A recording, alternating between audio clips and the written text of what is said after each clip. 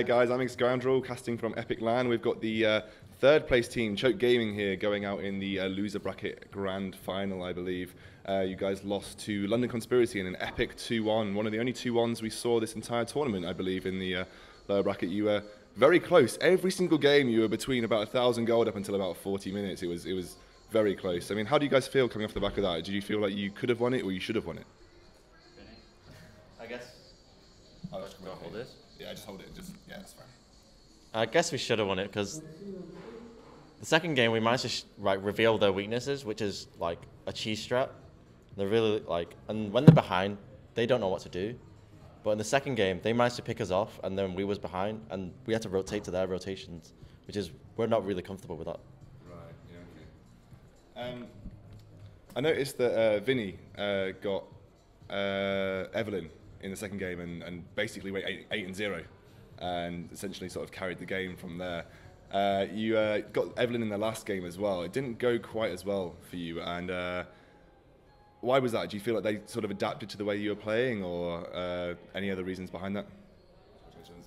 Well, Evelyn's like a champion who isolates people, and they went for a huge AoE comp. They had Wukong, Syndra, and the Lee Sin to pick me off.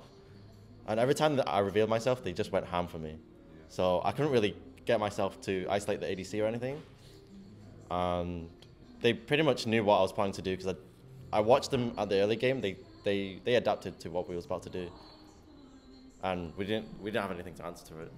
Yeah, and you gave away Tristana to Ilfrit about 3 games in a row. He wasn't particularly strong in the second game, but the first 2 games he did go into the late game and carry pretty hard. Were you guys thinking about the Tristana, or was that sort of off the radar when you were thinking about picks and bans? The Tristana is not that popular. We just didn't put enough pressure in lane. If we play like second game, put so much pressure at bot lane, I think we could win the third game easily. Yeah, I mean, the thing with Ilfrit is he obviously has quite a weak early game, and you guys exploited that in the second game by having a very aggressive lane in that bot lane, and you did really well and managed to snowball out of control there. And you put him behind far enough that he couldn't get back in. That was really well played there. But you guys, I mean, is this your first big LAN and you've placed third? I mean, you've done really well. I mean, you know, came into this LAN and honestly really proven yourselves and really sort of started off a good start to your careers. Anything you'd like to say? Any shout outs? Any sponsors you want to mention? Oh yeah, Kevin.